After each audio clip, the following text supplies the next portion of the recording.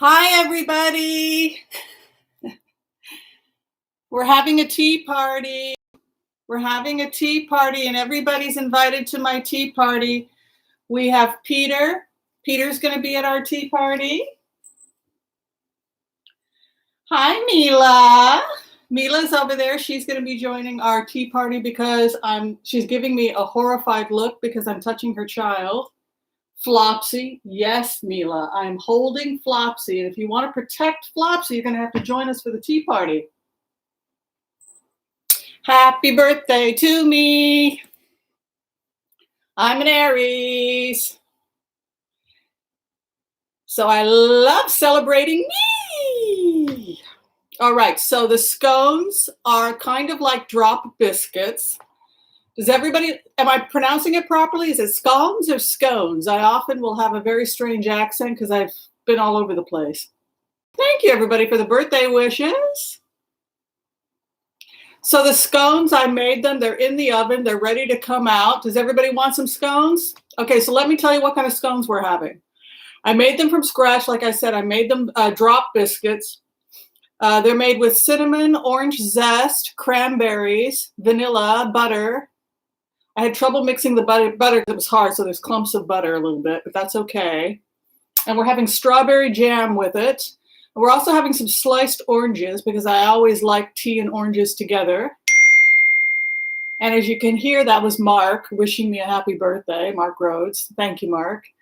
So periodically you'll get bings. That's just you all sending me text, wishing me a happy birthday. But a happy birthday here is cool too. So let's go get the scones, all right? So talk amongst yourselves for about 30 seconds while your friend Whimsy goes and gets us our tea set up. Sound good? All right. You gonna join us, Mila, or are you gonna sit over there? You gonna be antisocial, or are you gonna come join the party? It's my birthday. No? Okay. She is what she is. Let's get the scones, okay? Everybody hungry? Everybody want a little snacky poo? And by the way, tell me what you're having for your brunch, but I'll show you my brunch. It's pretty simple. A tea brunch. Yeah, we're having a tea party. I would have worn a hat, but I'm in quarantine and couldn't go buy a hat, and I don't own any hats. I could have put a ski hat on, but that wouldn't have gone for the tea party theme. All right, I'll be back in a second, everybody, with the scones.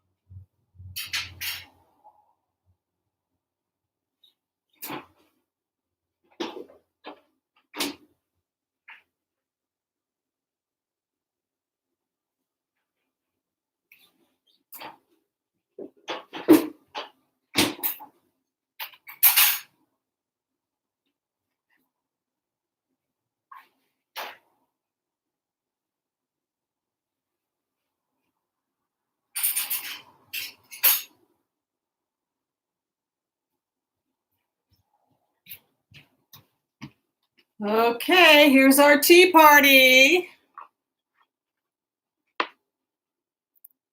There you go. Enjoy.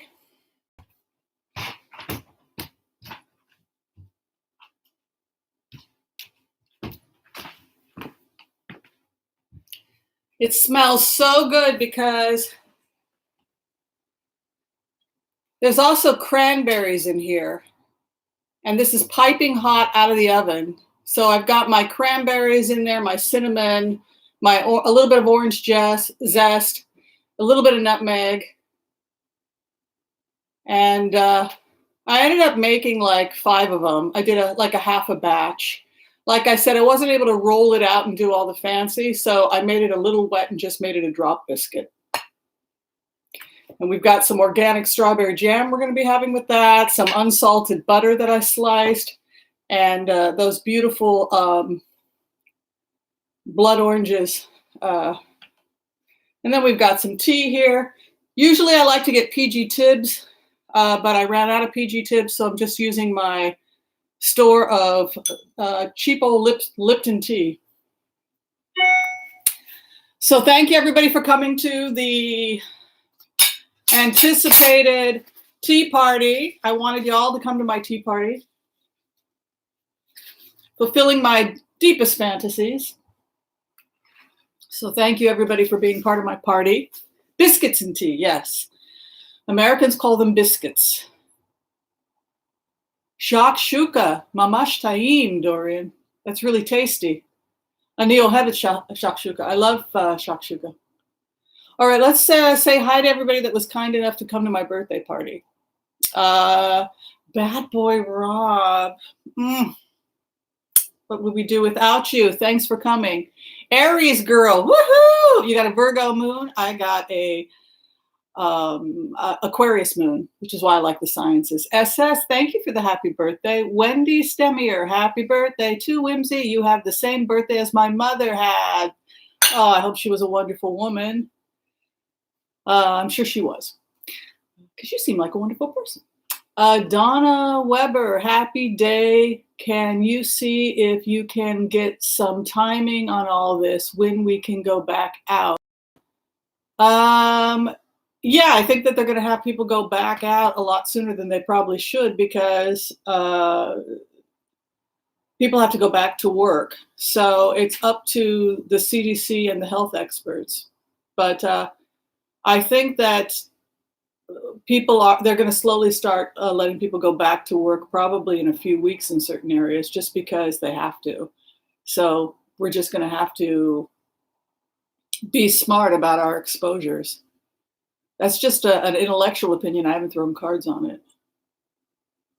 Oh, thank you, Ruth. Thank you, Donna and Ruth, for the birthday wishes. Noelle is here. Thank you, Noelle, for moderating. Mystic Bella, hello. S. Kim, Travels. Lynn Hansons, hello. Philarin Bungalin, I'm sorry, I always mess her name up. Happy solar return, Miss Whimsy. Is it a solar return? What's a solar return? I turned 57 today. I'm born March 22nd, 1963. I don't really know why people lie about their age. What's the big whoop? Nobody cares. I'm 57. I was born in 1963. Pierre Walker, hello. Gloria, hi, Gloria. Good to see you. Hope you're doing well for the time being, keeping yourself well. William Shopson, hello. And thank you for the birthday wish, Gloria. It means a lot to me. Nancy, woohoo, to you as well. Meg Marriott. So I think I'm going to pour my tea. Can everybody tell me what type of tea they're having for their tea party, and if they're having scones or if they're having something else? Thank you, Larry, again for the happy birthday. Lillian Carabello, thank you. Sarah Eschweiler, very sweet of you. And I like the flowers. Just going to pour my tea. Everybody else having some nice tea? Look at this. Is this not a cute little tray? I got this for like $2 at a discount store. They were closing down too. And that's where I got a lot of my emergency supplies. Nobody had gone in. So I was able to get plenty of stuff. I went with my friend Ursula, and they were out of some stuff, but they had a lot of stuff. Did I say hi to? Oh, yes, I did. Elaine Brown, hello. Dorian Garby, hello. Karen Sinclair, hi. J. Jem Banks, Lilianus, hi. Mystery Achiever, but is your achievements mysterious? Nancy Ann Berg, hi. Mystic Bella, gotta make tea now. Yes, absolutely. Tyann Tesmer, happy birthday to me. Thank you. Catherine Herrick is here. Hello. Phyllis Rowan. Carrie McDonald. This is fun. We're having a nice tea party. Delicious. I sweetened it with a little bit of coconut sugar. Let's try our scones and see how I did, because I made those from scratch and I had no recipe. I just kind of winged it. Let's take a little bit of this. I have a feeling it's going to turn out pretty good. I didn't put as much butter as the recipe usually calls for, because I just think that's not really the healthiest. So it was absolutely delicious, but the consistency, it doesn't have that as much of a flaky, buttery consistency, because I'm trying to watch the, I cut the butter in half.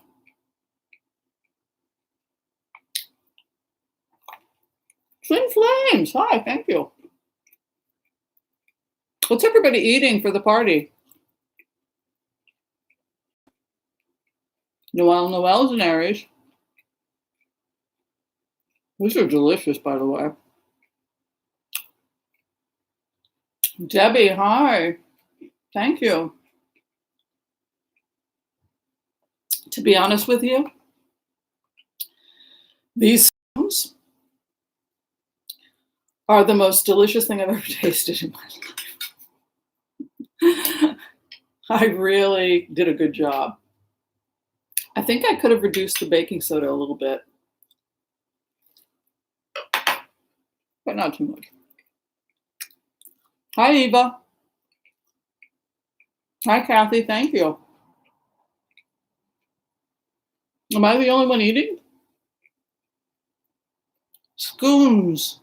It's pronounced scones. Scones. Scones. Scones? Scones? We do a hard O. Scones. Scones? There's scones, scones. I've heard scones, I've heard scones. This is the first time I've heard scones. Scones with a hard O. I'd be curious how the Canadians pronounce it. I have a really weird accent because I grew up on the Vancouver, I grew up in Seattle, and Vancouver and Seattle, Washington, it has a similar accent. But then I lived in England for a year, and I lived in Germany for about 3.5 years. So then my English became very bizarre. And then I became Israeli. I couldn't speak anything after 6 years in Israel. It was all gibberish. I was speaking half Hebrew, half German, half English. Nobody could understand me. It was a mess. Hi, Angela. Either pronunciation. Is upper crust scones or scones?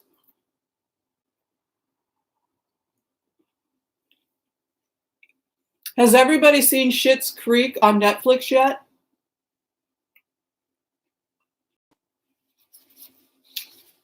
With Daniel Levy and Eugene Levy?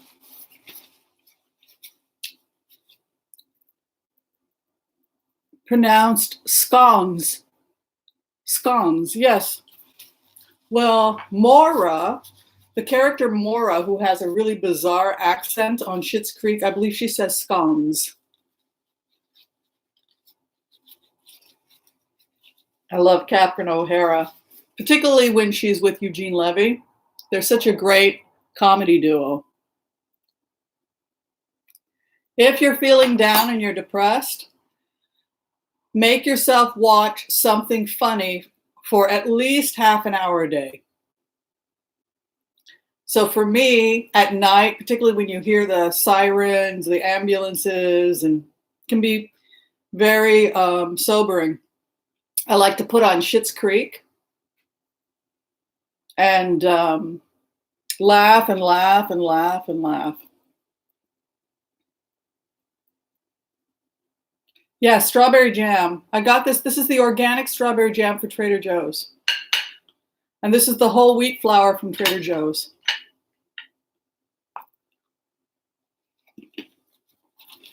Gloria, you naughty girl, are you having wine?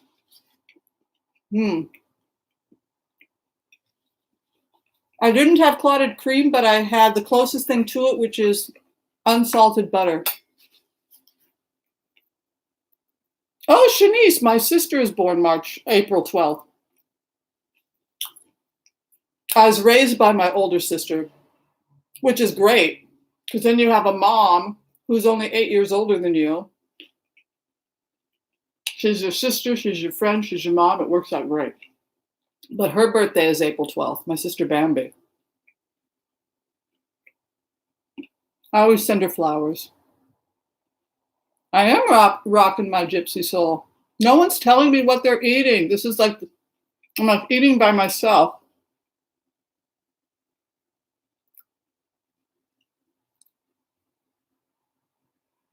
I am comfy. Thank you, Willie. So I did some remote views. I'm sorry that I accidentally deleted the stream yesterday. Was it 2 days ago? I had two open because the thing froze, the comments froze, and then I accidentally, so people were watching it and so I apologize for that.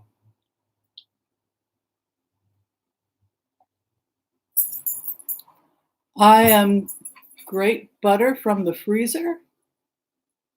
I don't really understand that, Valerie. You're going to grate it? You take it out of the freezer and you grate it? Is that what you're saying? To make it? Oh, that's an interesting idea if that's what you're doing. Oh,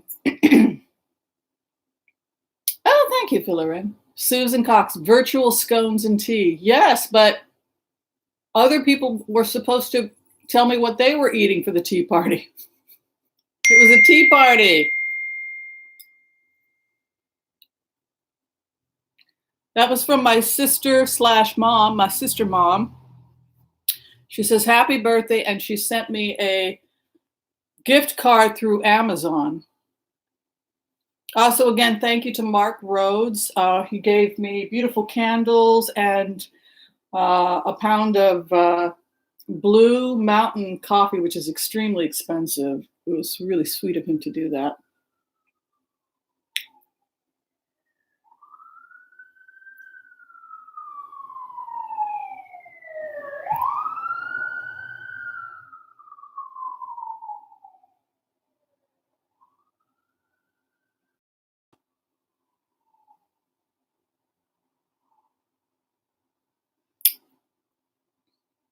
I love Mila too, Gloria. Orange chicken over steamed rice, Ronnie. Wow, that sounds delicious. Spinach and onion white pizza. Mmm. You know, I've got enough flour and enough yeast to where, and I've got enough grated mozzarella and mushrooms and olives and everything else. I think I'm going to make myself some pizzas while I'm in quarantine. I love shakshuka. Thank you, Lola. Shrimp and sausage gumbo. Oh, you bet. I got to go to your place. My mother, you remind me of my mother was very good at cooking those types of dishes. My older sister was born in New Orleans, so tea and ginger snaps, very nice. Okay, so it looks like I've lost the chat again. What a bummer. See, this is what happens. And then I have to open up, oh, got another text. And then I have to open up, somebody said, happy birthday during your lockdown. I gotta close that. Mila, no, we're not going outside right now. You're gonna hang out with us. Mila, come over, join our party. Mila, you wanna get a water bottle? No, don't do that. Come over here, Mila, hang out with us for the party.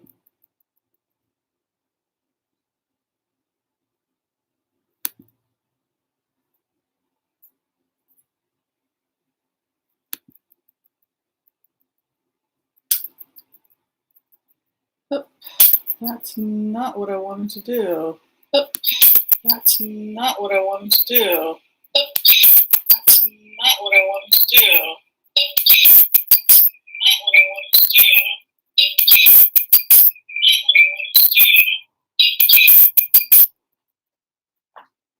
do. Mila, I get that you want attention, but that's not the way to get it. And I get that you want to go outside and play, but we have guests. All right, I'll figure this out. This happens every time. It ends up freezing, and then I have to figure out the live stream.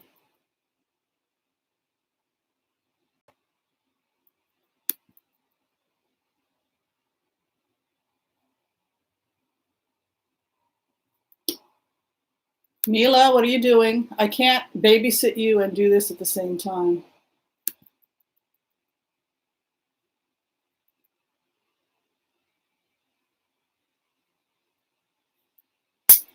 Oh, well, can't figure this out. Damn it.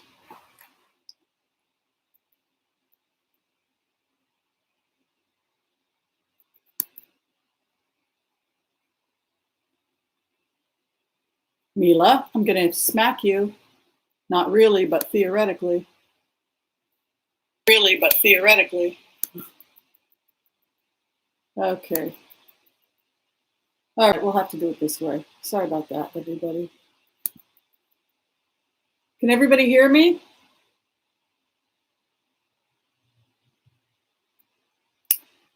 Thank you, Texicana Kirk. So everybody can hear me. Okay, sorry about that. The other one froze.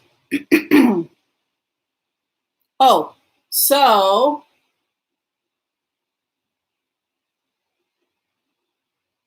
the audio is good? Awesome. Does everybody want to hear? I wanted to go over a couple of things because oh,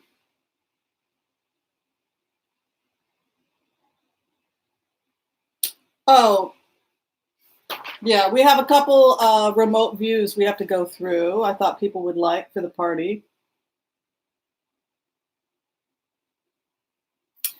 So did everybody get a chance to see the remote view we did? Somebody had asked about Harry and Meghan, which I thought was an appropriate conversation to talk about for the party, since they are British. British. We are fans of them in a big way, right? That was kind of a cool remote view because in that remote view, somebody had said, "Could you do another remote on Harry and that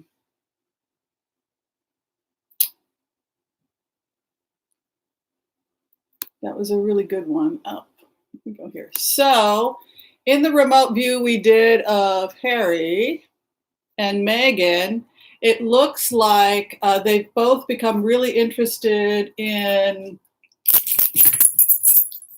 early childhood development. So that was kind of an interesting thing to go into in terms of their futures, how raising their child and seeing everything a child needs for healthy early childhood development. It kind of sets the stage for Harry and Meghan to be very active in education. It's always cool to do a remote view on Harry because every time I go into his energy, I feel like he's a love child. I feel like he always presents in my mind wearing Birkenstocks and love beads, and he's got a couple hidden native tattoos. He's got like a Sting energy to him. And I think somebody like that, and he's very much of the people, for the people. I think somebody like that, it's probably culturally very difficult for him to communicate with certain members of his family. I would definitely say that.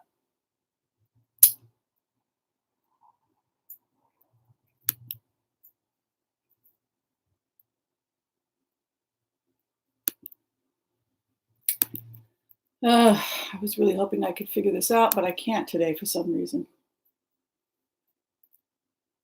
Harry would be a great teacher. Yeah, it's kind of cool because when I went into that remote, I saw him and his wife fascinated by the development of their son Archie, like how he's developing, how his brain and cognition, and how much a child needs for healthy development so that they have a fighting chance in the world. And so that's something that they're both very aware of right now. And I just thought that was a really cool insight during a remote viewing.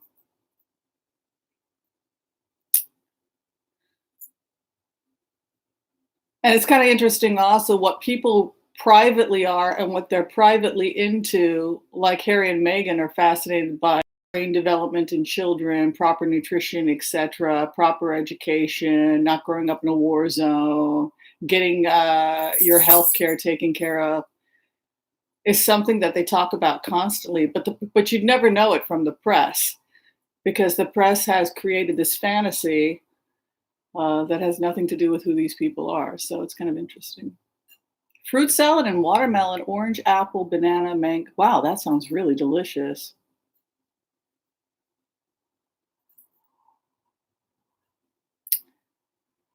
Hi, Impish Artist. Hi, Elizabeth. Hi, Debbie. Oh, a couple announcements about the charities. I can still connect angels who can send baskets. You can send baskets through Amazon. I think Amazon Pantry is going to be up and running again. So we will continue. If you would like to sponsor a basket to one of our people in need, please contact me. I am connecting people. But I personally, the funds for this channel are going to be donated to the charities that have been suggested by our viewers. So we're going to be donating to Meals on Wheels, feedamerica.org. There were a couple of others that people recommended. I'll go through the list. I'll check out the charities, and then we will donate them probably on Monday. I haven't received the check for the month yet from Amazon, or excuse me, from YouTube. But when I do, we'll go ahead and let everybody know what we donated to.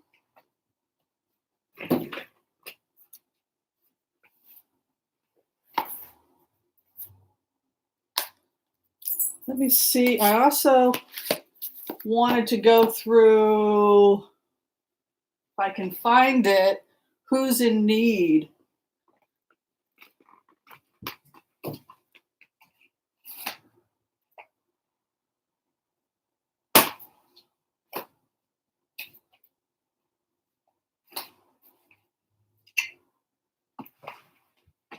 For whatever reason, I can't find my charity notebook.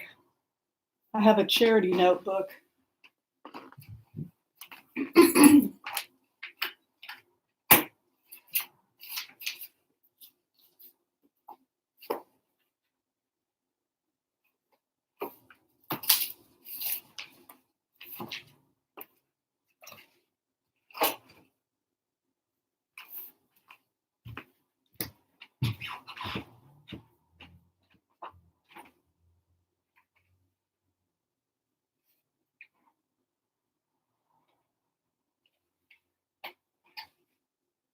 All right. Nothing ever works out the way you want it to. I can't find it, and maybe it's in my bag, but I doubt it. Anyway, just reach out to me if you want to give to charity. We have people in need. I think I see it over there. Excuse me.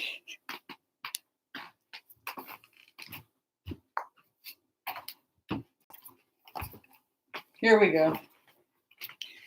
So for people who want to be good angels and help people in need, let's take care of this.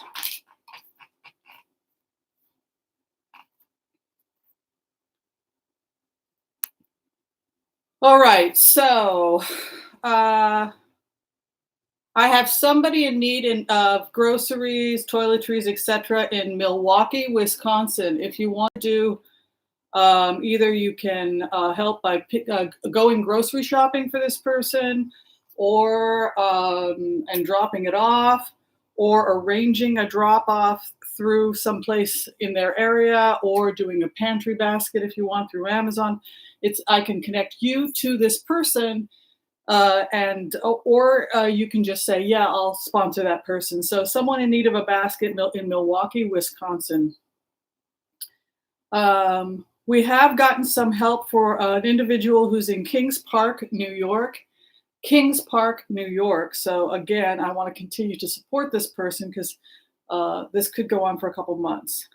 We also have somebody in Fort Bragg, California, who needs a little assistance.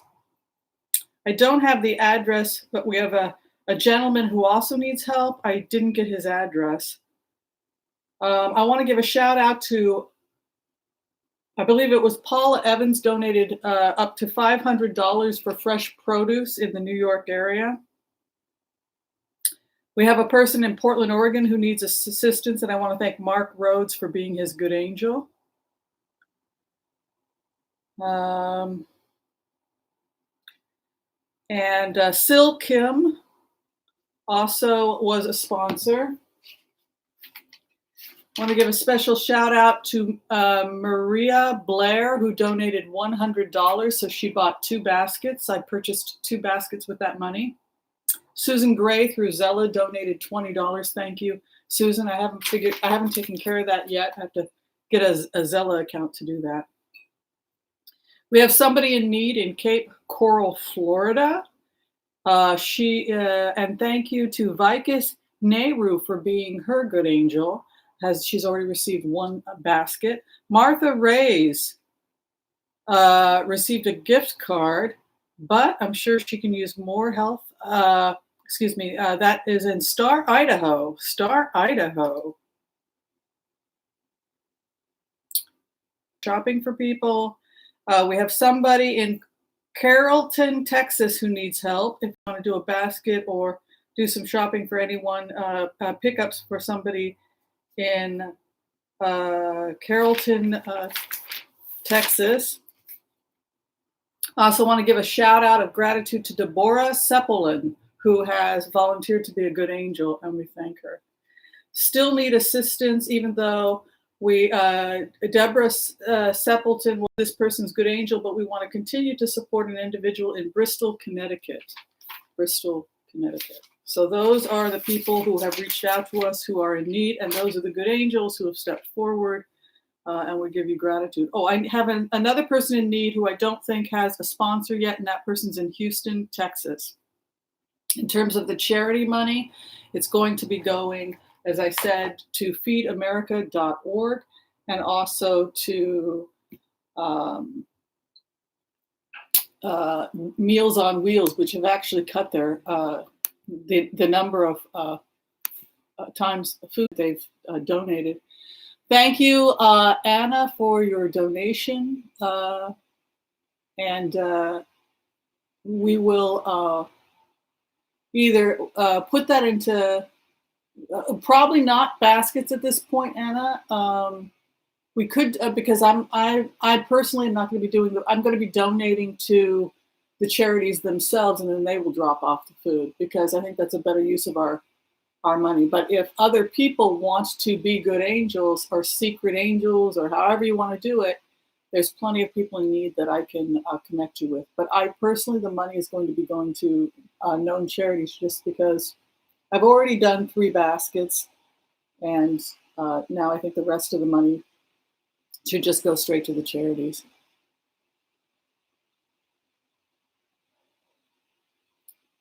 No, Mr. Walrus, that's not true, and I think you need to go bye-bye. We're not doing the coronavirus as a hoax.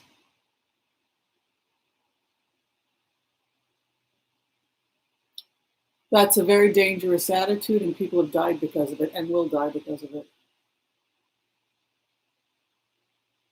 Have died and will die, which is why Florida is going to have such high numbers, because they were laughing and thought it was a big joke. And it's very selfish because Florida has a very large senior citizen population that unfortunately is going to suffer as a result. So we want to take it seriously.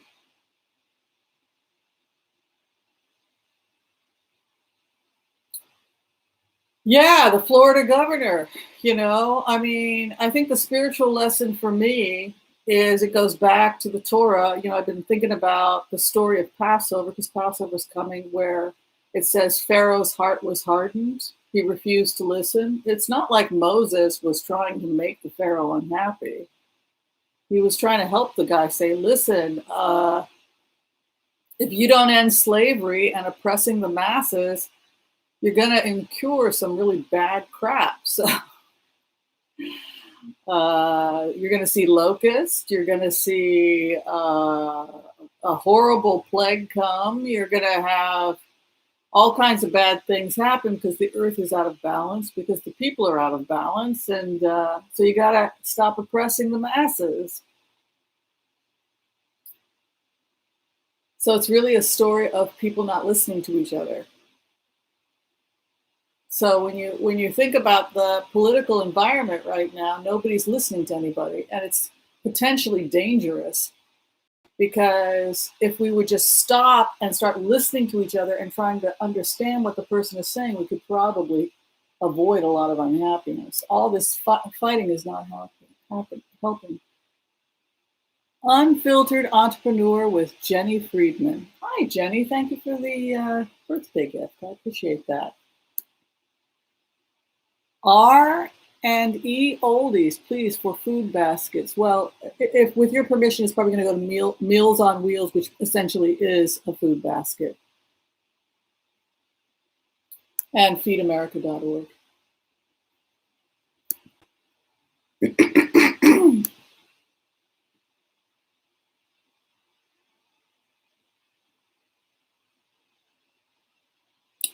Yeah, there's a lot of stupid people. The whole blame China, they're blaming Obama and China. This is how this administration, but at the same time, I think it's a waste of the reporters' time. They're, during interviews, sitting around saying, well, you Republicans are responsible. Well, you Democrats are responsible. Thank you, Sylvia. Green Lake area. Boy, would I love to be in the Green Lake area.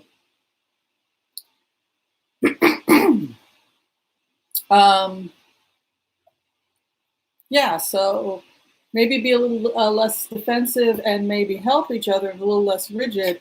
Being rigid, refusing to listen, is actually associated with extinction. Was it Eric the Red? Where did Eric the Red go? Eric the Red landed in Greenland, was it?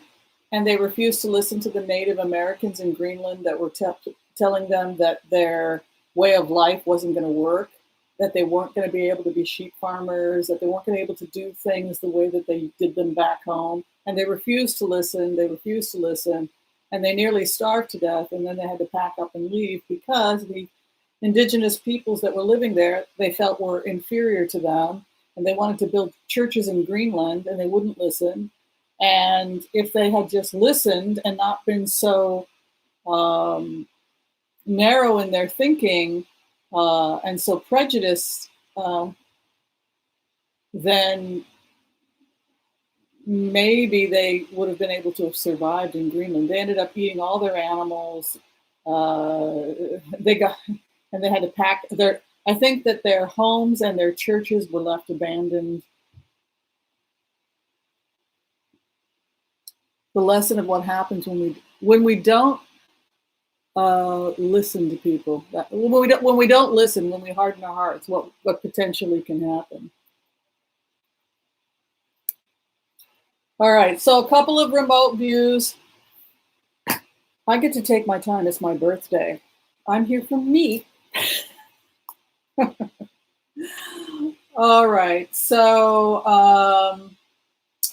I was meditating. I was doing the heart-centered remote viewing technique. And in the heart-centered remote viewing technique, which people have asked me to explain, it's loosely based on some of the meditation techniques that I've studied from different cultures, where you ground yourself. This is the first, after putting yourself in creating a safe space for yourself. You put yourself in a white light, a shield of protection. You want to ground yourself. You can do it by imagining the energy of the earth coming up. I know that Linda G had talked about the fact that she was rotating at one point during when she was doing the grounding.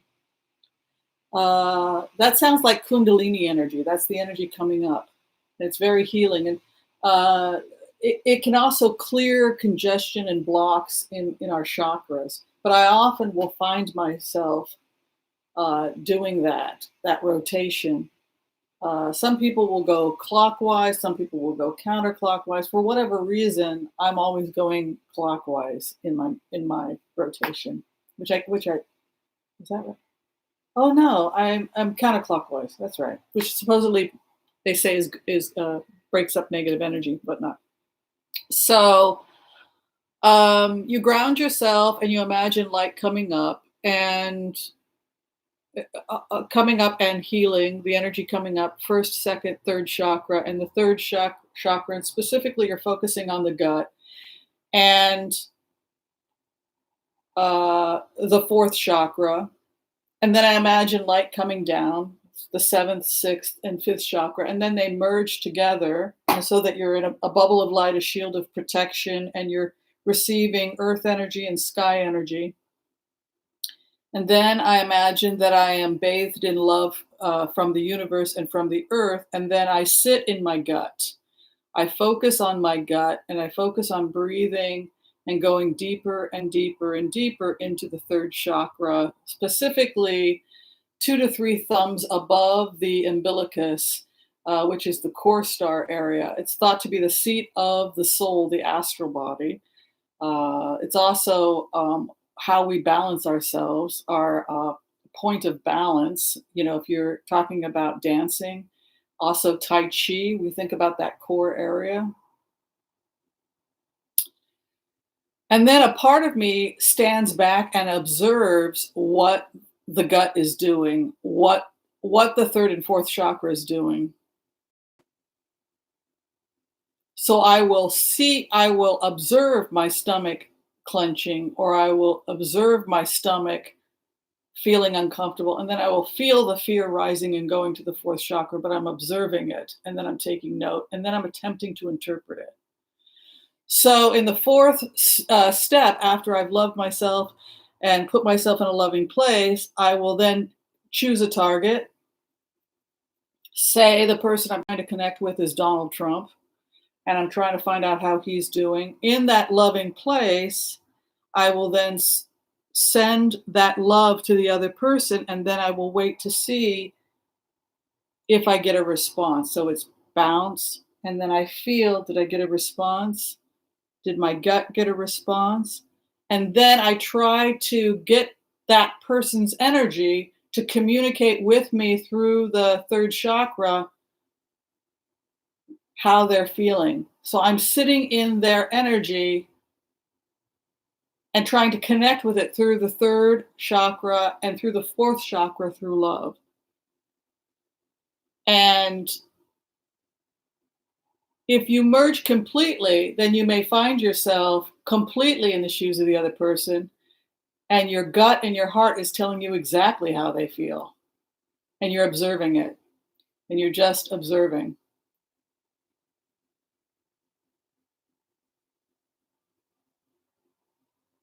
You know, so it's a very powerful way to create empathy, because you really get to experience what it is to sit in somebody else's shoes.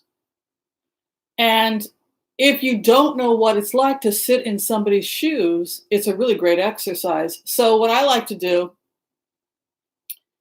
is I like to study people. I like to study what people are doing and study who they are.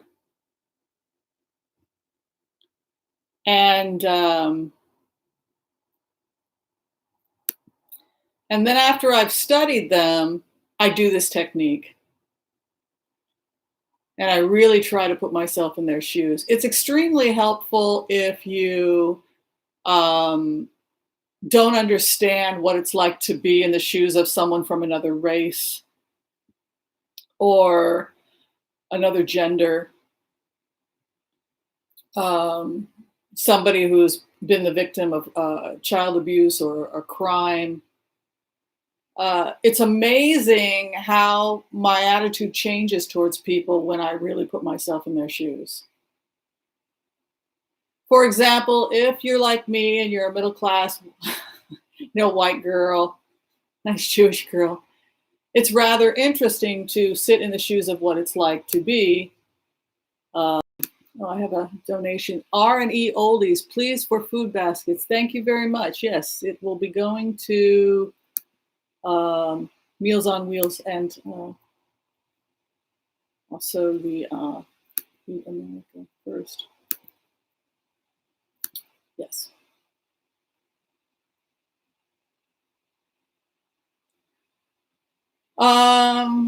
Well, I read a lot on Buddhist meditation, and I read an interview with the Dalai Lama about these types of techniques, and then I just started trying different things that worked for me, and then this was the system that worked for me based on the books that I read. I read some stuff on Vipassana meditation. I read some stuff on Hari-based meditation, core-based meditation, and I just kind of developed it. Kuan Yin meditations, Green Tara meditations, and then I just kind of developed this technique out of all those techniques.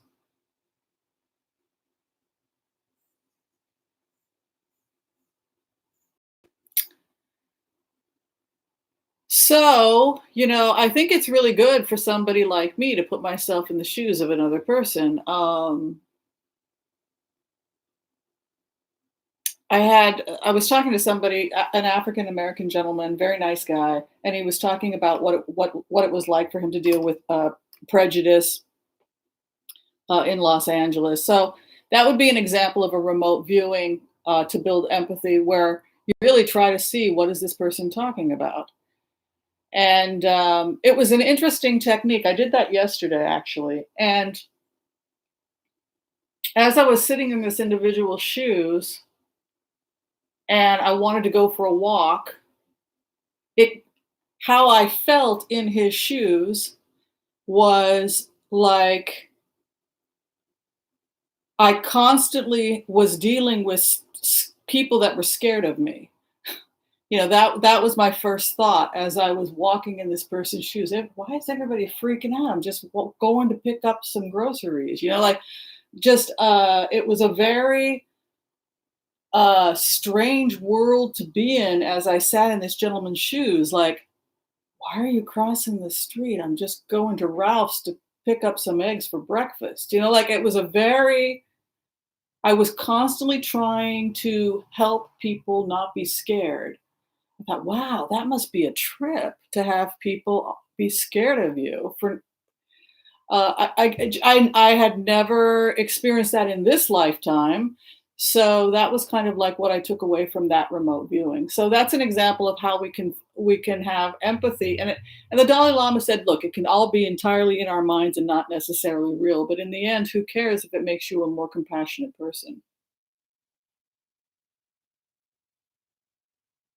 That was very helpful for me. That was because I really didn't know what he was talking about. How would I know? How would I, in my own personal experiences, have any ability to relate to what he was talking about walking down a street or walking down a street in a small town in the South, that he was scaring people when he would want to go pick up eggs for his grandma for breakfast, or terrified when you're driving to go fill up the tank or go to work because uh, the police are scared of you. Everybody's scared of you because of these ideas. And yeah, so I was glad that I had that I was glad that I was able to feel that empathy for that individual. All right, so that I just wanted to explain that about the remote viewing techniques. Why I do it, it's helped me become less narcissistic. I think that when people started to get involved in like the New Age movement in the 70s and 80s, there was a lot of cults. Um, there was this feeling like it was all about us, me, me, me. It was the me generation. It kind of was a type. It was very much malignant narcissism in the sense that it was kind of like a 5-year-old's view of spirituality. It's all about me. Everything that happens in the world has something to do with me. It has to do with my incarnations from the past. It has to do with me. I have done something. There's a traffic jam in LA and it has something to do with me. Um, People have, some researchers have said that malignant narcissism is being trapped in your childhood because children up until the age of 5 are fairly egocentric. It's all about them. And then if they're raised right, they start to realize it's not all about them. It's about the group. It's about the community. And then you're able to stand back and look at things with a little bit more objectivity. And I think that for the malignant narcissist, their spirituality of victim bashing and it's all about me, kind of has elements of being frozen in childhood, rather than a mature spirituality where it's not all about me. It's about the big picture.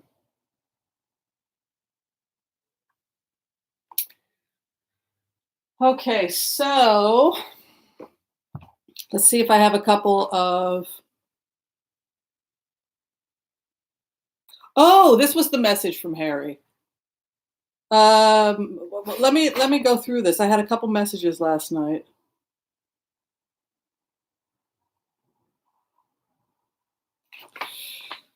It said that we should pray for the people who are in the food industry. That was one of the meditations that I did last night, that we should pray for the people who are the truckers, the farmers, the farm workers, because the farm workers and the farmers and the truckers, etc., the people that bring us our food really have risked their lives in order to feed the nation. And so something that I really meditated on last night and just wanted to share with the group is that we send gratitude and prayers to all the farmers, the farm workers, the truckers, everybody who works in the food industry, that they should be safe, and gratitude to them that they're still going out and working, that they're essential workers, and that they are continuing to feed the nation during a really tough time.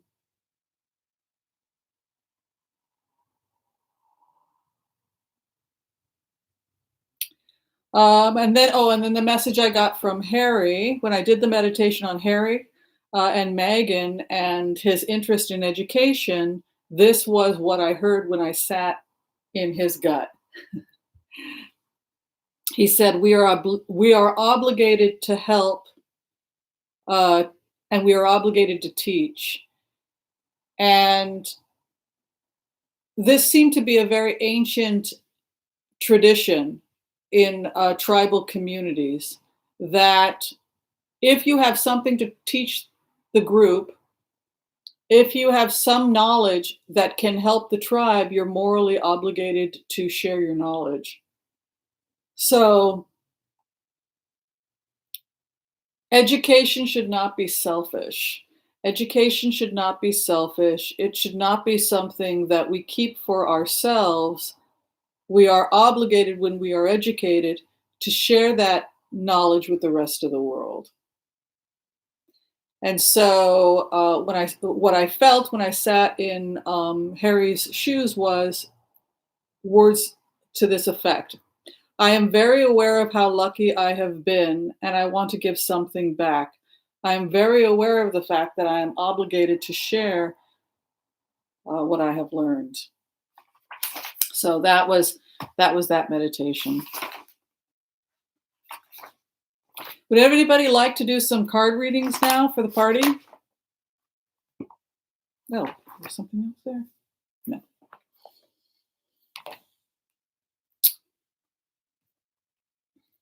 You want to do some blitzes?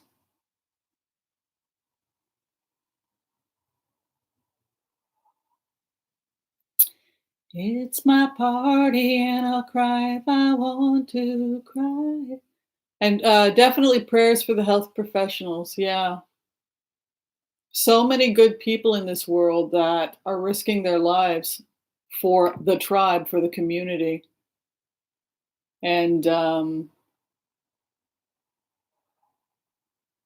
we just have to really send them love and light.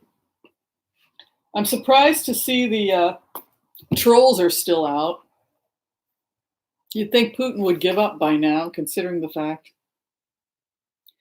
Oh, Joan, thank you for the birthday donation. $22 from Joan Frank. Thank you so much. And 22 for March 22nd. Okay, so you want me to check out Putin? I used to love channeling Putin because it was such a trip to sit in his shoes. But y'all made me stop because you got scared. But he got to be a little repetitive after a while, you know.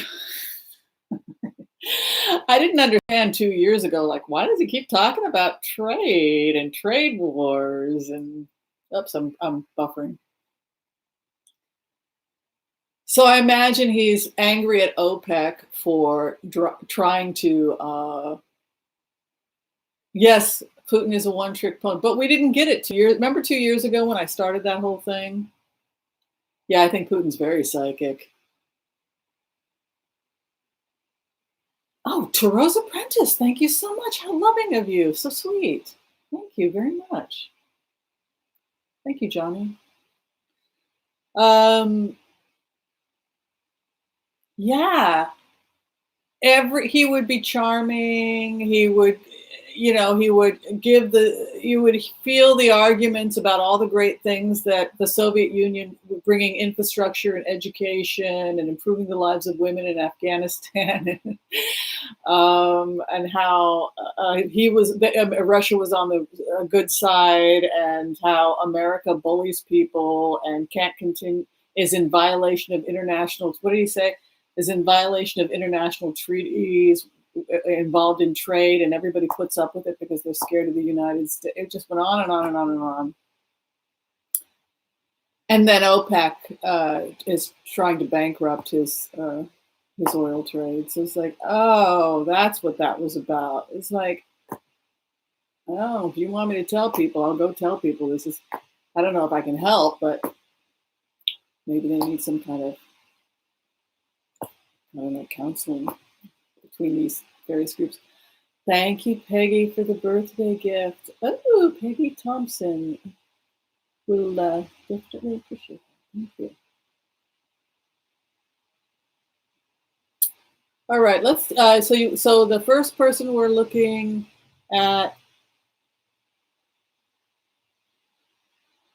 The problem is that the Republicans do not believe in social programs. They believe that social programs are evil. In plainer words, for us Americans to take our tax dollars and use them to give ourselves social programs that we have paid for is, in the broken brain of a Republican or a libertarian, bad and wrong. They believe it's bad and wrong to have social programs with our tax dollars. In plainer words, helping the very people whose money it is. They believe instead the money should go towards private industry because we save ourselves through private corporations, and we need to minimize social programs. And they really believe this that it's through entrepreneurship that America will save itself. So because they believe this is real, they will give all the money to the businesses because they believe in business, rather than giving it back to us, the people whose money it actually is, towards infrastructure, roads, and public health. Instead, they're going to take our money and give it to the businesses because in their minds, they're telling themselves it's better than social programs for the very people that are paying the taxes to have the social programs. And if that's the philosophy you live with, and you refuse to believe, and you really believe that social programs are evil and socialism, and that using our money for social programs is the same as Nazism, if you really believe, as crazy as this sounds,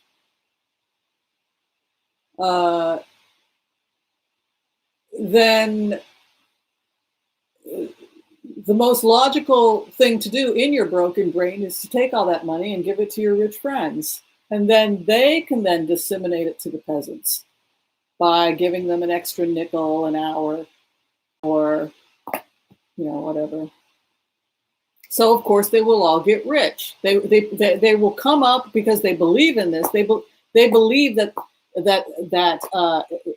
capitalism is good, that money is good, that taking care of their rich friends is good and righteous and holy, and that if you are paying tons of money in taxes but getting nothing in return other than welfare for their rich friends, that is righteous and good. It's a very bizarro, freaky belief system. It seems to, I traced it back to the millionaires and the banks in the 1920s and 30s during the Depression. They started this propaganda war because it was actually the Christians that were promoting socialism and social programs. So they nipped it in the bud and they started their own cult, which was the prosperity churches, that basically, if you don't make a lot of money, it's your fault, and you're evil, and poor people are evil, and poor people are bad, and rich people are righteous, good, and holy, and God is blessing them. But it goes back, that philosophy of, it goes back to when people were forming unions and the churches were getting organized in the 1920s and 30s. Theodore Dreiser, for example, Carrie was a cousin Carrie.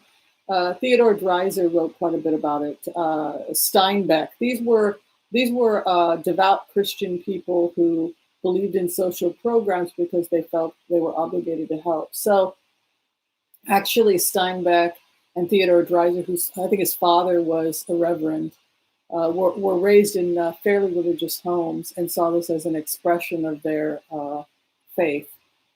So going against the unions, calling the unions evil, calling social programs evil,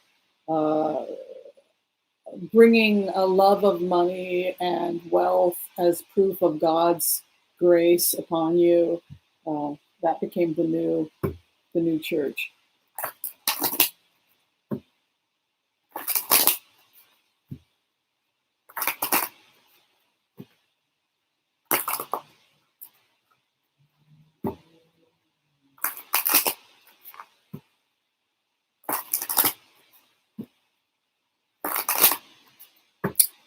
Let's do a prayer. I want to call on white light protection for myself and my party guests as we ask permission from Spirit to access the Akashic records. We call on our spirit guides and good angels to be with us. Give us the clarity and the wisdom needed to empower all of us on our journey so that we can make the best decisions for ourselves, our family, for the planet, to help those we love, and to even help those we have strife with, to open our hearts and our minds so that we can listen to people, communicate with one another, and try and put ourselves in the shoes of the other person. Together we say Amen. We're going to go in and give ourselves a birthday reading for the collective. There's my sister mom.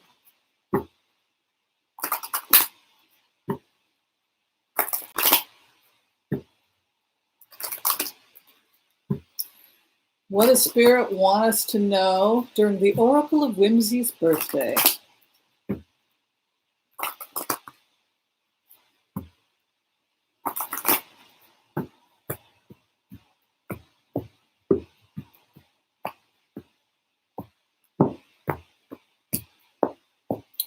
Yes, the Oracle of Whimsy, first conceived in an ancient riverbed in a land far away from here. We pray the rivers will return one day.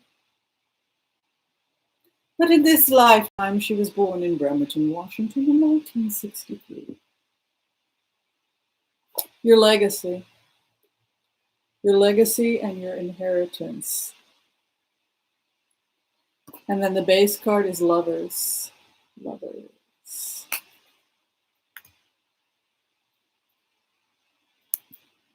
So we always say that the base tells us the base of the matter, what we're supposed to take away from the story, the 11th and 12th house. Um, it's interesting. When you go into the energy of these two base cards, it makes me feel as if the legacy or the inheritance has something to do with how much I am tuned in to my gut, to my feelings, to my heart, to my relationship to something that's higher than myself. Lover's card, she looks towards God or spirit, he looks to her for guidance. And the inheritance card, which is what one has amassed or what one has inherited, perhaps because of one's family circumstance, but also it's not necessarily what we get in life; it's what we do with it. You take your karma and then you transform it. It's an interesting idea in modern Buddhism that I like, which is that anything can be turned into positive karma. It's changing poison into medicine. There's this idea in modern Buddhism about turning poison into medicine, and also that we can change our past with Buddhism. And I think that what that means is that when you heal your life, you look at the past differently. You don't look at it the way you did when you were a scared child of 5 years old. You start to look at it as an adult. That as we spiritually mature, we look at our past differently than we did when we were less mature uh, and less developed. I know now at 57, reviewing things that happened to me when I was younger, reviewing choices that my mother made, I have a lot of compassion and appreciation for my mom that I didn't have back then because I'm able as an adult to put myself in her shoes and to really try to understand what her choices were. So, in that sense, I was able to some extent to change my past. I was able to change how I viewed my past. And I was also able through meditation and through this practice to step back and look at how I was perceived by other people. Um, you know, uh, to see myself how as others may see me, uh, and that's also really powerful. The ability to step back and look at yourself without any emotion, put yourself in the shoes of another person, and really take a hard look at yourself from that angle can be a really powerful thing. I think we would all agree to that.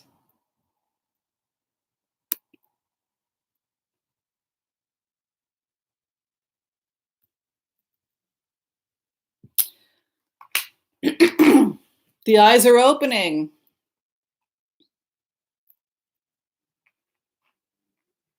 The eyes are opening. We have a high priestess moving in with the sun card. Look at that. It's a lot of growth taking place, a lot of knowledge taking place, a lot of awareness taking place. I think what's happened also is that everybody was kind of put into a timeout.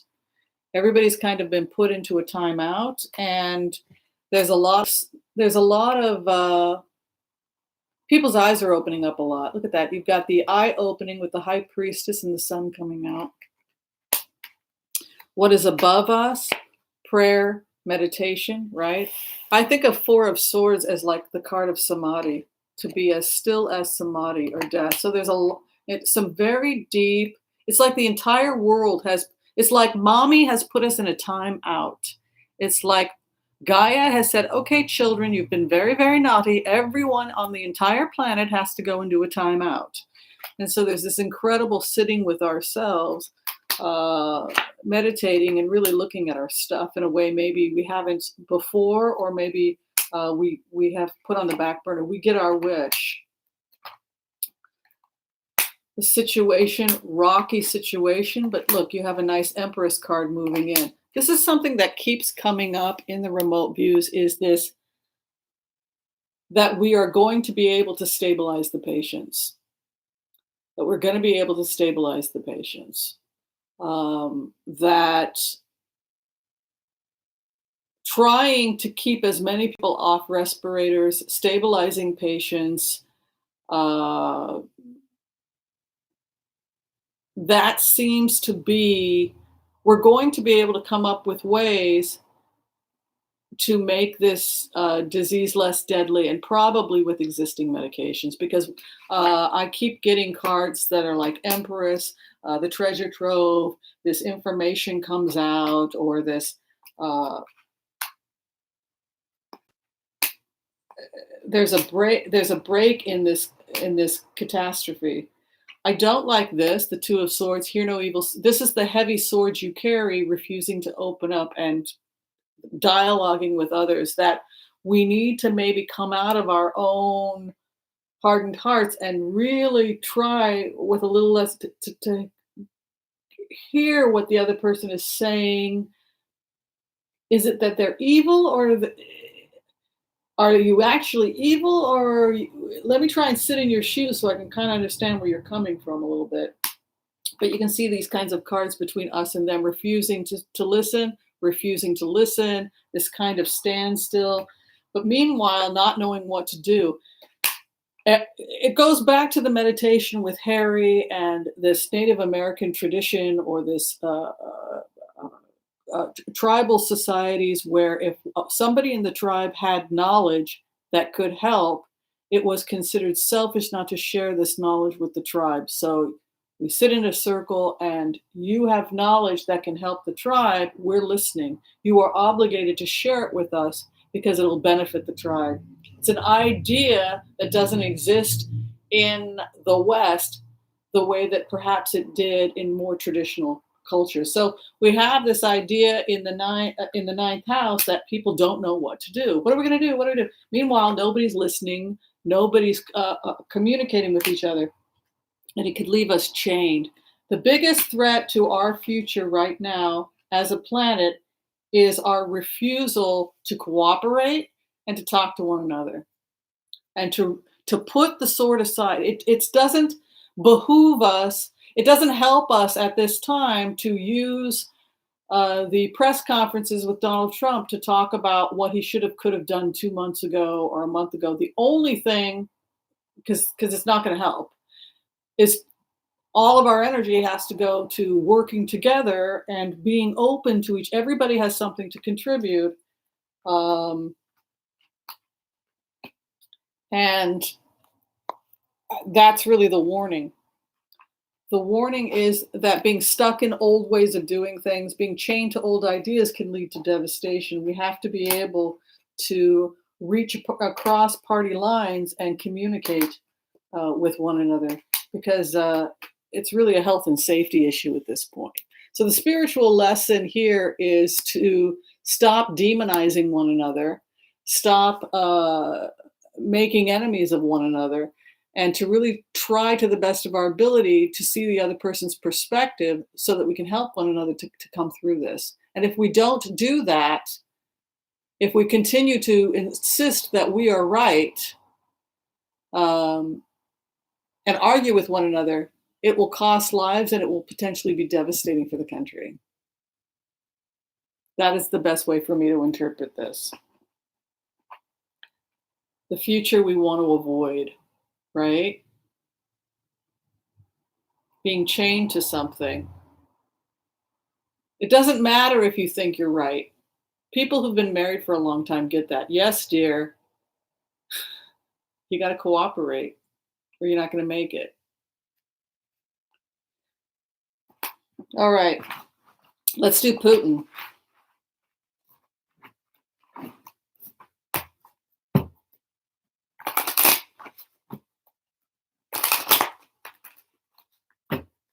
You don't have to like the president. You don't have to have voted for him to just say it's not helping right now. Attacking the Republicans. It's not. We have to put the sword aside right now and work together.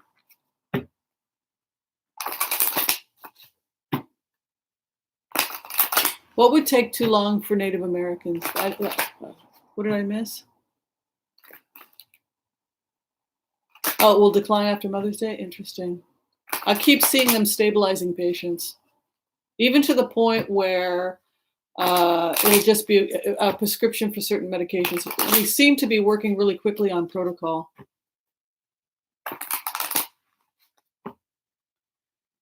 If Joe Biden is smart, he'll pick Elizabeth Warren because she's channeling FDR in the New Deal. And that's exactly what we need right now. Okay, Vladimir Putin.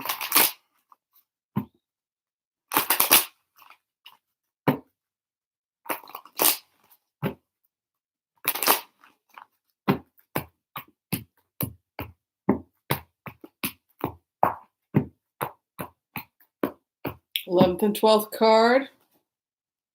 Not happy. He's in the 10 of swords and he's in the he can't sell his stuff. You know, the entrepreneur, the leader, it's like somebody came and cut off his foundation. It's like the person that gets they get cut off at the knees, like he can't move. It could, his business, his entrepreneurship, his finances, his trade. Look, this is not good for him. He's not doing too good. He's very aware of how this is impacting the world. He did communicate with China. He did communicate. He didn't think it had anything to do with like a biological weapon being released, but when they did meet, there's this feeling like when they did meet, it was like, well, we have to ask, did you accidentally release something? Or no, it's the wet market. So there is some communication about trying to figure out how this happened, closing borders, trade, looking across the waters, the wish card. Oh, see, he keeps getting blocked. He keeps getting blocked. Boy, Nancy Pelosi is really after him. Trade deals, problems with trade. They're going to potentially work out a trade deal with Putin, I'm seeing, where he gets a much smaller part of the market than he had initially wanted, and he may reject that offer. There's something about the international community saying to him, we're not going to go to war with you, but we'll let you have, say, we'll leave you alone if you keep your trade in the Baltic area or something like that. There's something about his trade, his money, his resources, and some kind of an offer that he rejects. So there's some kind of a peace treaty that OPEC, I don't know the rules regarding trade. I don't know why every time I sit in Putin's shoes, he tells me that we're in violation of international treaties and no one's calling it. I have no idea what the hell he's talking about. But if you know anything about international law and trade, you can educate me about. He keeps saying, you cannot do this. You cannot blockade my trade. It's against international law. That's what he's claiming. He doesn't know what to do. It's like they're trying to block his the sales.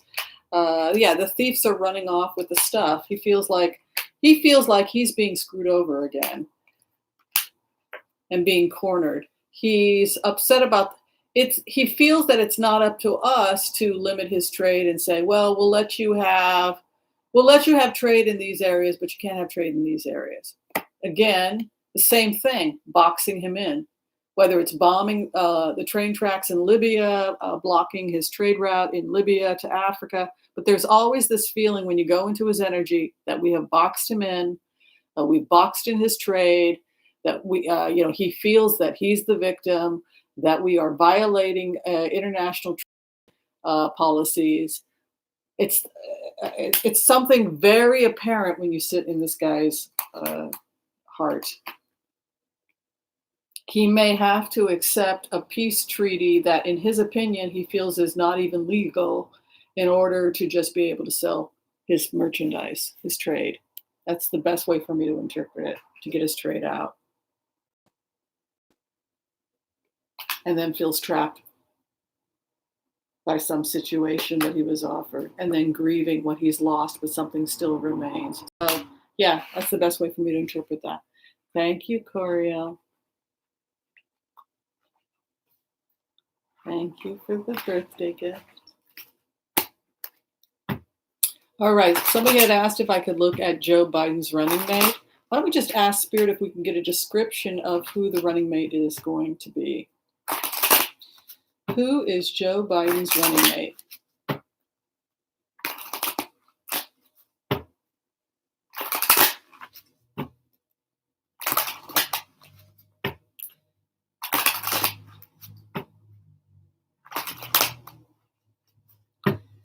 Who is going to be Joe Biden's running mate, Spirit?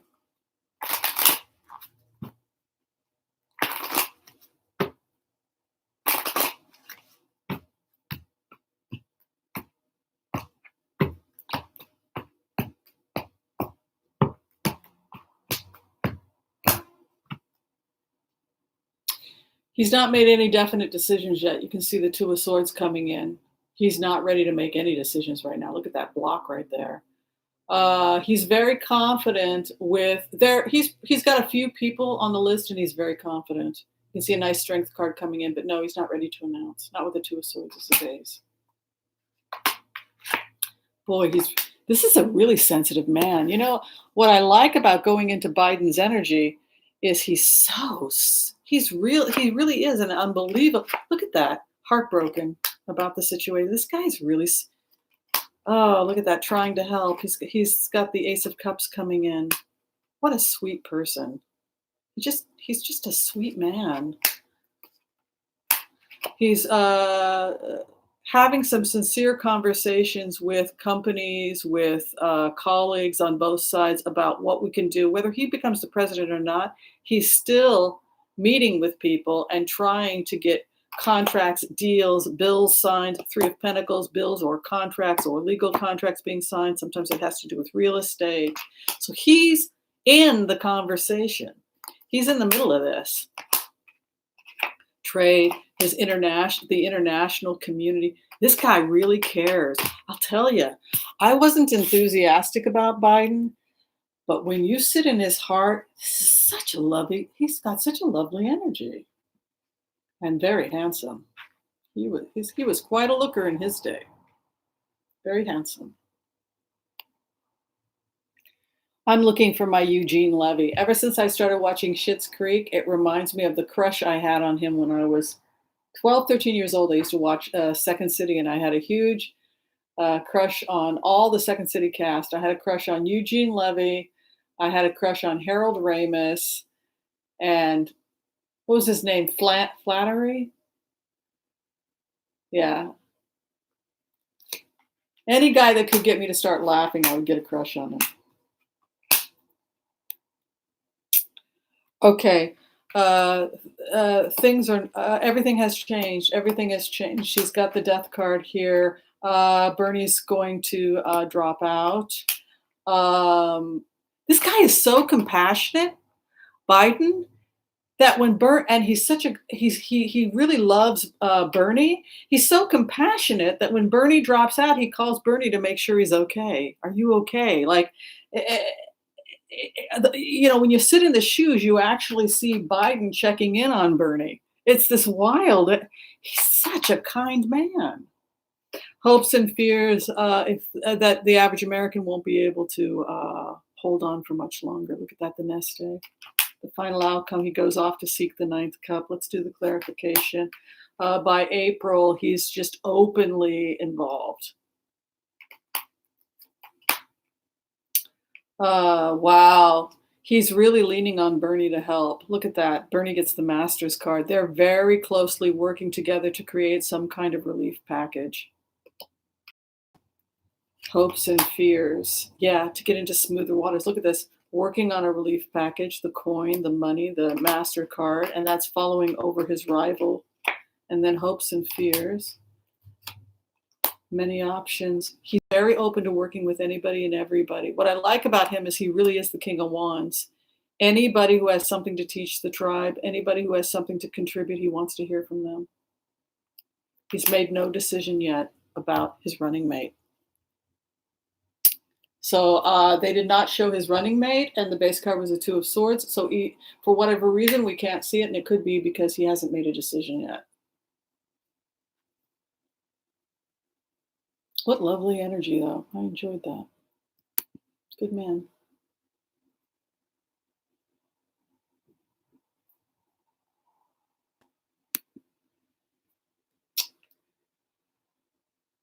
Well, I think we're going to go ahead. John Candy, Second City loved John Candy. What I really love about Eugene Levy's humor is it's very self-effacing, and he's unbelievably romantic. He's always doing these little romantic. He does these characters that are very romantic, actually, very sweet and romantic, and it's clean humor. It's family humor. Like Schitt's Creek, it's about family and caring and people helping each other, and it's a feel good show. I really like that show. Everybody should check it out. All right, everyone. I'm going to go ahead and do one more throw. Is there something else people desperately need to know before we end the tea party?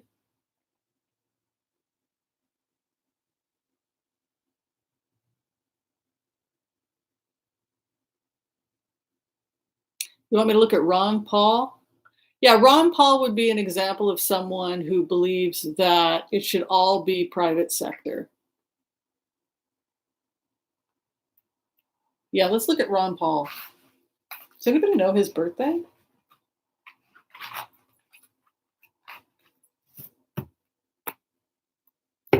Ron Paul tested positive. Oh my God, I hope he's going to be okay.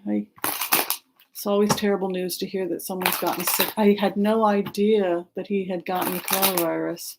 Let's just check and see how he's doing. I don't agree with his politics, obviously. I think the first thing we have to do with our tax dollars is build a social net for ourselves. It's our money. And the smart thing for us to do with our money, it's not their money, it's our money, is to take care of ourselves.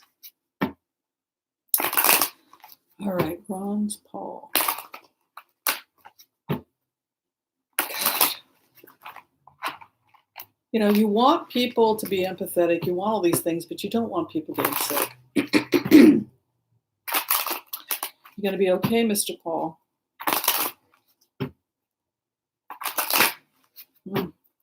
Terrible. He's pretty health conscious, though, isn't he?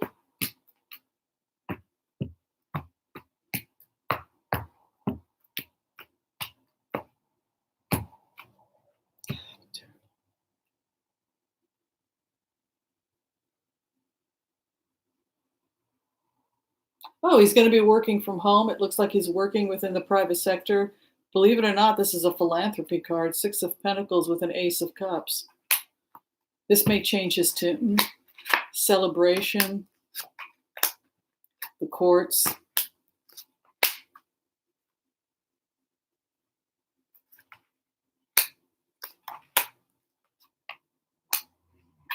Pulled double aces.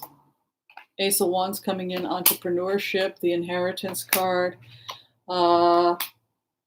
I think it's going to inspire him to become more aggressive about trying to get private business involved in helping.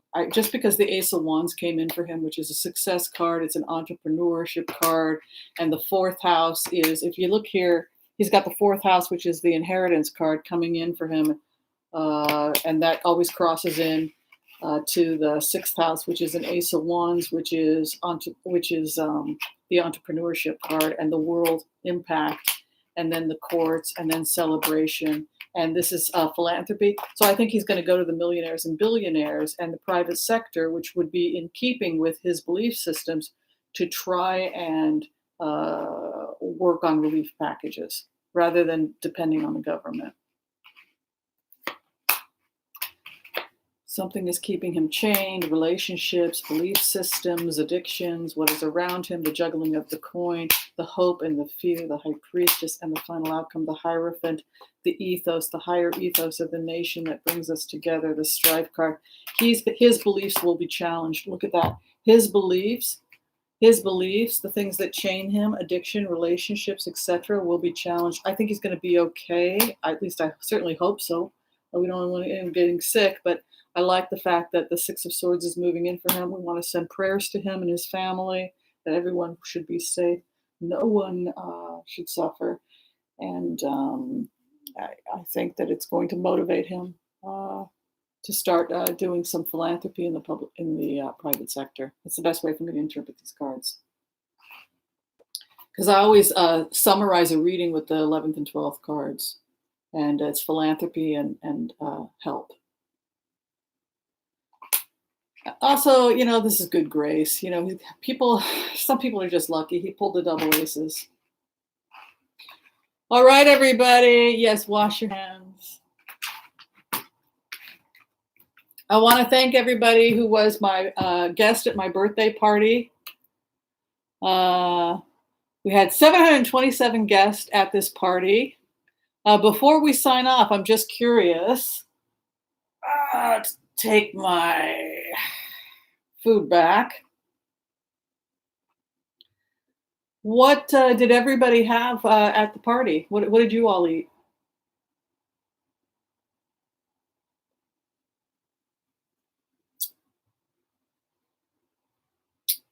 What did everybody have at the tea party?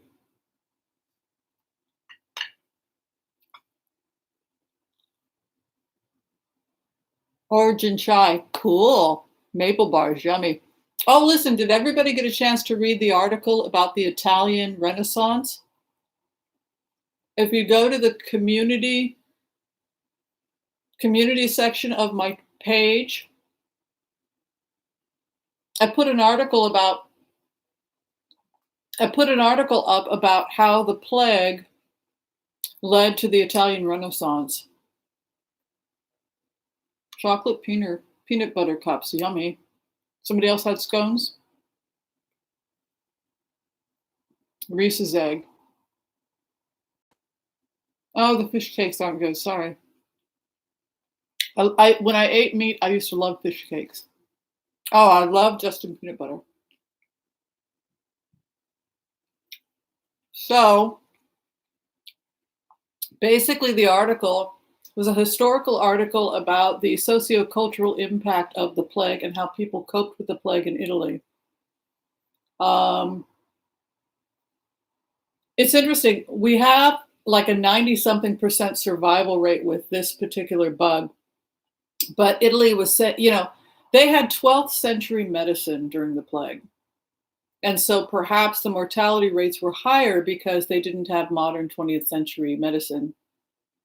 And what the Italians were concerned about was that as more and more people get sick, they were concerned that they would have to be practicing basically 12th century medicine, because if you can't sterilize equipment, if you don't have medical equipment, if you don't have ventilators, then at that point, you don't have the benefits of 21st century medicine. And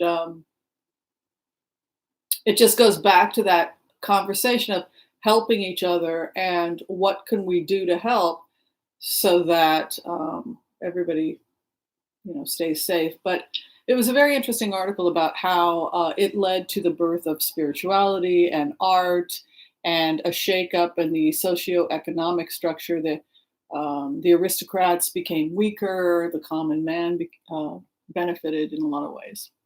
Clementine oolong tea. So everybody did read the article? That we were supposed to read the article before the party because I thought it would be a fun party conversation.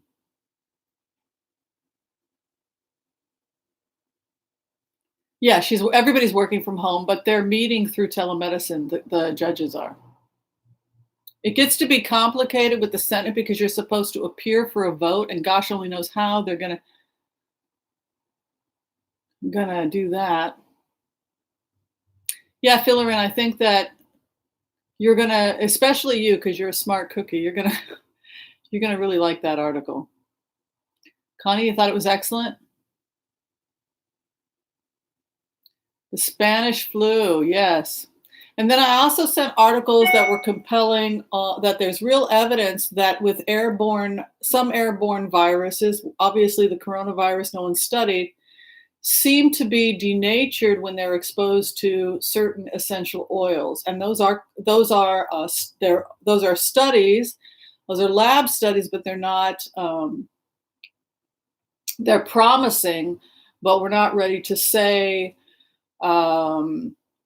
what that means. So some people are taking, I know in Washington State, because the largest naturopathic medical school is actually in Seattle, they're taking, and when they're steaming their mask, they're putting essential oil. So the essential oils that have been studied for killing viruses is eucalyptus. People had asked about this: eucalyptus, oregano oil, and thyme. So if people are thinking about, say, in the emergency medical workers, that a regular mask has so much protection. This is all theory. Theoretically, if these essential oils have antiviral properties, then if you were to steam the mask with essential oil, would you be able to reduce viral load, exposure to a viral load? And theoretically, the answer is yes. So for that reason, some healthcare workers have started to do this, but understanding it's theoretical. We're not going to know until months from now, those healthcare workers that used a mask that were treated with essential oil versus those that did not, if we saw a reduction in those that had an exposure. Personally, I think it can't hurt. You might smell like a pizza. That's probably the worst, unless you're allergic to oregano oil. I don't use a lot of it. But worst comes to worst, you're going to smell like a pizza. Thank you, everyone, for the birthday wishes. Hi, I see Becca's here. Hi, Becca. Hi, everyone that came, and very kind of you to be with me during my quarantined birthday. And we will see you next time. All right, take care, everybody. Thank you. Love you. Love and light. Stay safe.